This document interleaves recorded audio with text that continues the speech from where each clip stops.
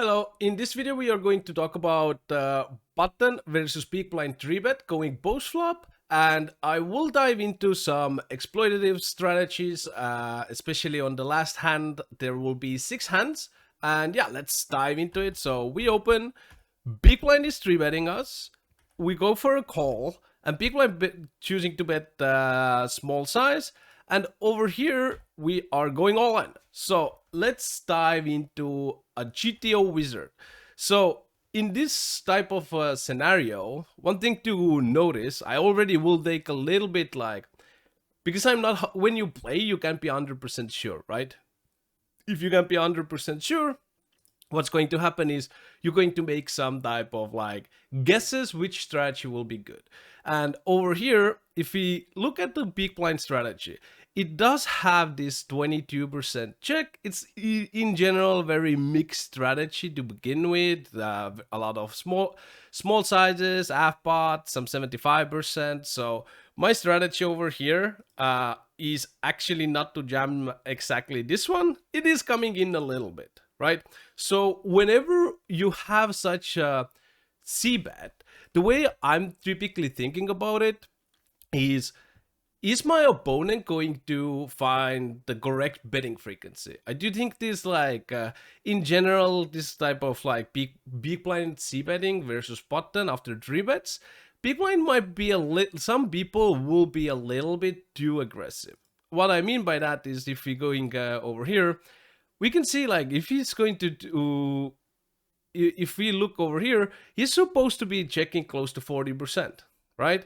So whenever that is going to be true, I do know, in fact, that on this type of a board, he's supposed to be having a checking range. So if we look at the 5 high boards, it's not too much, but it's a little bit. One thing to say is there is a lot of mixed strategies going on over here. But my point over here would be, I would know that there is a little bit jamming coming in. This spot's kind of always coming in a jam. 60 not as much. So if we go and break it down uh, over here, you can see there isn't much against this size, right? But if we're going to change the sizing, now you can see there is 6% jamming. He did bet around like 33%, so it's kind of in the middle of all of this. So that being said, like King 8 suited still not jam even if it's 50. It's King 6 and King 7, but I am not 100% sure while I play. But one thing to mention over here is whenever I go for the jam strategy, people tend to not find the calls, because the idea is like they need to call ace queen, ace jack o, ace 10 o. Like in my mind, it's like people probably not going to find this, and for that reason, I have chosen to go all in. Yeah, let's move on to the second hand. So over here, we open ace 9-0, we face a 3-bet, we go for a call. It's a 4x kind of whatever ish. So I think we have very simple defend over here with ace 9. We go for a call. And over here, because the bot is so big already and he keeps barreling to into us, I don't see much reason to raise. It's just like I can still get the money in easily on the river, so I'll give him a rope to go ahead and bluff me. And if he has a worse hand, he's going to go ahead and fire it off anyways. And over here we can see he actually used 8-7-0, which is kind of surprising to me to see such lines. So if you go over here and look at this line, he bets.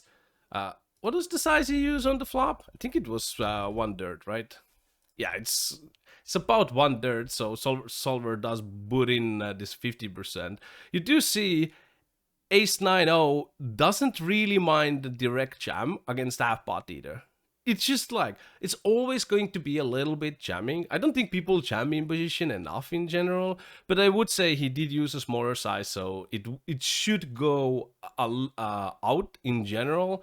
There is a little bit raising, mostly still going to go for a call over here, as we did, and we had offsuit ace on the turn. So on the turn, our opponent went close to half botish over here. We can see ace is actually a very good card for our opponent because, well, he's 3-betting us a lot of ace-x, so he connects very well with an ace. So our opponent goes for half pot. Doesn't really do it that much in game over there as we saw.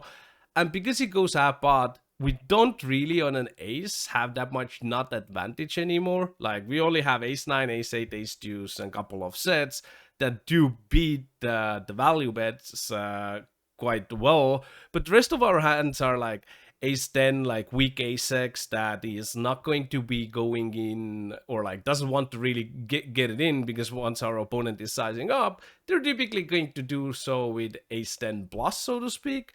And for that reason, you can't really start value betting whenever people size up with this range construction. You do see often that you're just basically playing for with a call. And on a 4 of spades, our opponent's range is to barrel queen jack, jack 10. It's very interesting to see that ace king, ace queen is not triple off here, which I believe most people would still triple off. Very good. Queen jack, jack 10 are very good bluffs, obviously. You want to block your opponent's ace queen, ace jack, ace 10. That is my top of my calling range, so to speak. So once he goes all in, nothing we can do with ace 9 other than call, obviously. And we can see that like our ace-x is indifferent over here already. And that makes sense because he's not going all in with ace king, ace queen, which in practice I don't think is going to be as true. So this type of hand though, not really in a 3-betting range, right? Not really in barreling range in general.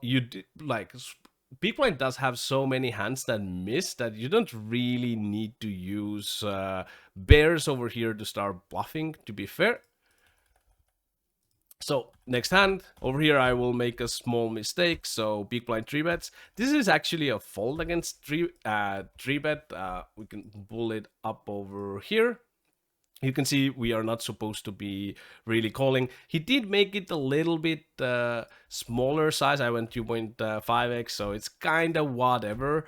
But once he bets small, something surprising over here to some people might be how wide we defend. So it at first glance might look like, hey, it's a snap fold.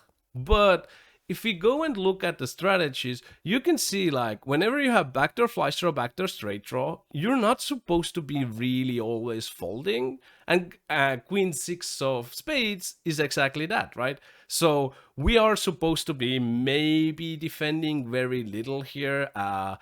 You will always prefer like suited connectors over this one, but you can see even like if you have 8-7 of hearts or clubs, you're still supposed to be defending. And it all comes down to MDF, that you are over defending MDF, you are in position player, so you do want to always have a very high frequency defense over here. So I was thinking of taking this hand out because it seemed like but I do think it's very constructive to see some of these defense coming in. 10-7 suited is not defending, not the greatest of backdoor flush draw. But hey, if you look at your whole range, ace size, king highs, and no made hand. So no made hand would also be flush draws though. It's over 60%, right? And you can only fold 15. So that is the reason kind of why you need to find defense somewhere. Because if you start always folding these backdoor flush draw, backdoor straight draw, what's going to happen is you're going to probably fold about 35, 40, which is not mathematically what you're supposed to be doing, aka making a lot of mistakes, and this is going to cost you a lot of EV in the long run. So over here we have interesting hand. I open 3-bet rather on a smaller side. Doesn't really matter if you allow big blind to 3-bet 4x, 5x, 6x, 8x, 10x. Like it will choose basically all the bet sizes. It does not really matter in general. And over here we see 1/3 of a bet size, right? What is your initial thought over here? Should we fold, right? Does make sense. It kind of comes back to Jack 5-5 hand, where it kind of depends on the size. So whenever our opponent bets 50%, it does make kind of sense that like can't really defend, right? It's still backdoor flush draw, backdoor straight draws in general, but they're not as good, and they're not as good because the sizing goes up, right? But you can still see ace high, king high, and no made hands are making up about 60% of our range, which means we need to find defense somewhere. One thing that did change over here is it used to bet 50%, meaning we get to actually fold now more. Once we get to fold more, well, you can let go more of your bottom, right? Because this is your bottom, really. And over here, if you look at against the small bet size, now you can only fold 12. This is over defending MDF because you are in position, you are going to realize more equity, right? So, but you can still see like you have 6, 7, you backdoor flush draw, backdoor straight draw, you need to defend 7, 5. Even 7, 5 of clubs are defending over here. Jack highs, that is like something that will be very difficult to find. I kind of find it's not that simple. King 8, not really coming in, but you can already see it's close, right? You can already see it's close. King 6 of clubs, king highs, need to defend, right? So it all comes down to over defending MDF in these type of spots. Take your game to the next level with GTO Wizard. Practice against GTO on all your devices. Study any situation using our revolutionary AI-powered solver. Upload your hand histories to uncover your biggest leaks.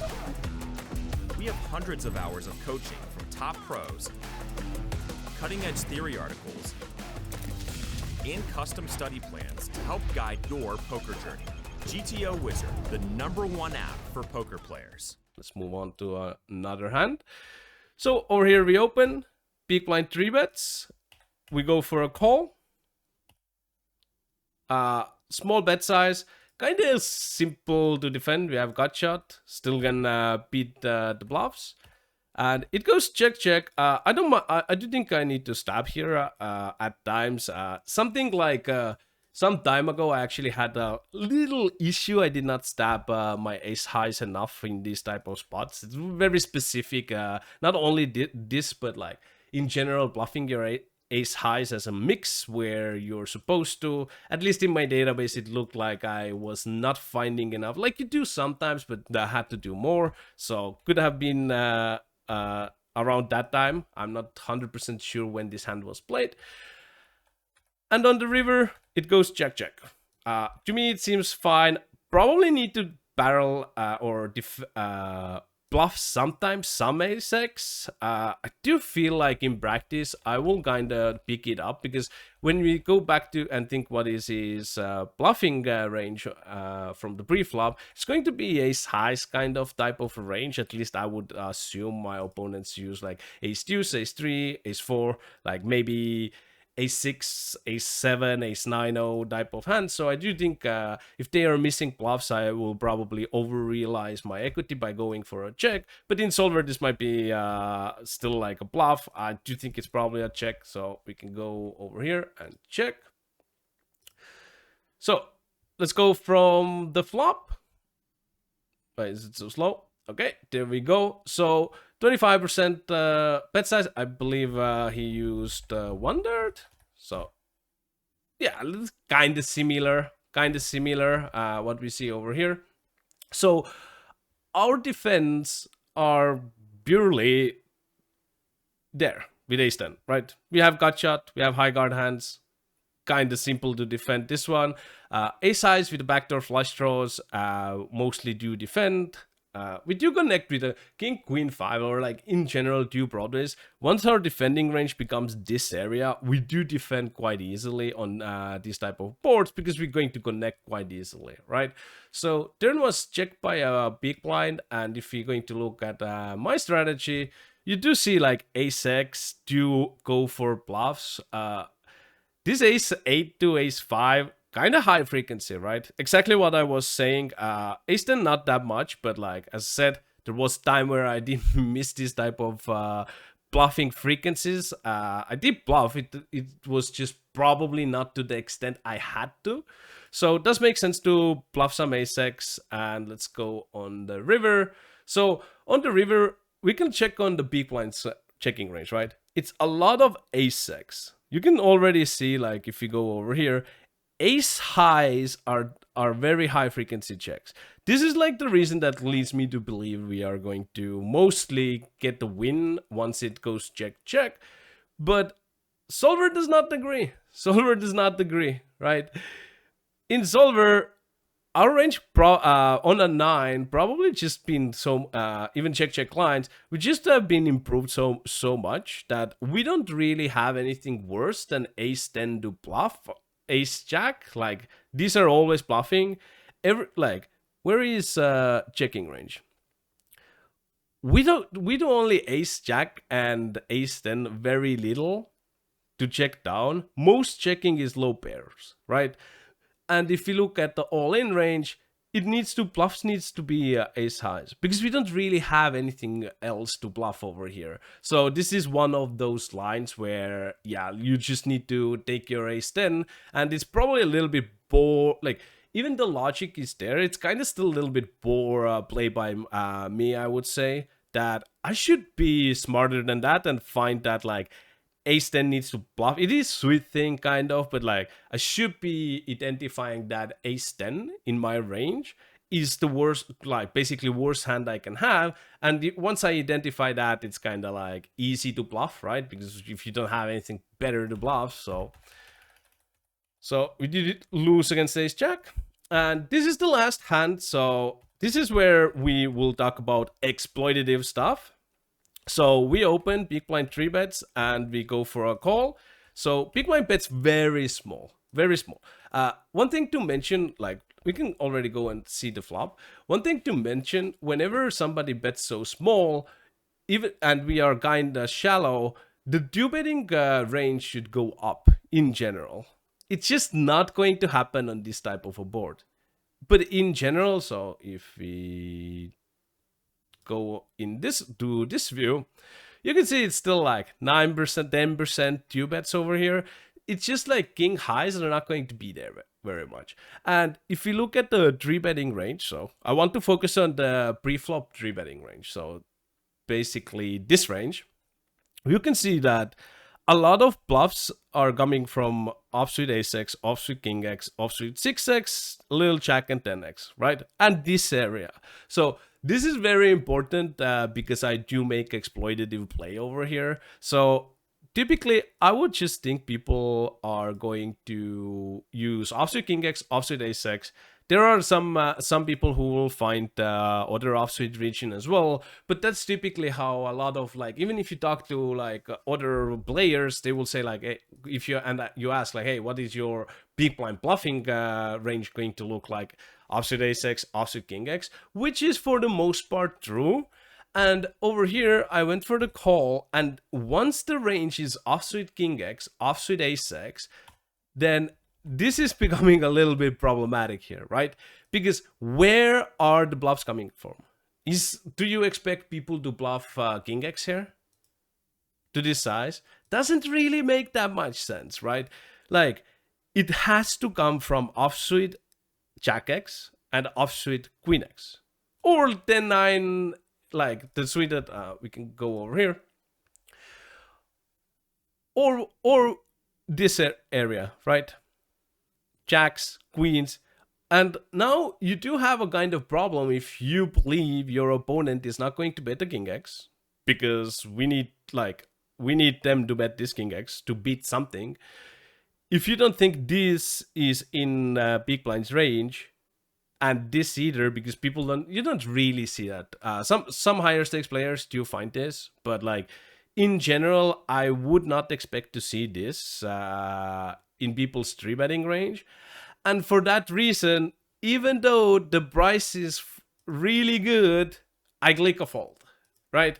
And I think this is very like instructive hand in sense of like, you really need to analyze or like think about what your opponent is playing pre-flop, 3-betting pre-flop with, because if you can make this type of reads and you're like, yo, even though the bet size is very small, I don't really beat anything, then you can let your hand go, right? One thing to say is like, because the sizing is super small, maybe I should still continue. But to me, it kind of feels like I just don't see what am I beating here, and I let it go. Might be a little bit tight, but makes a lot of sense to me. So yeah, if you want to learn more with me, check out other videos, and I'll see you there. Cheers.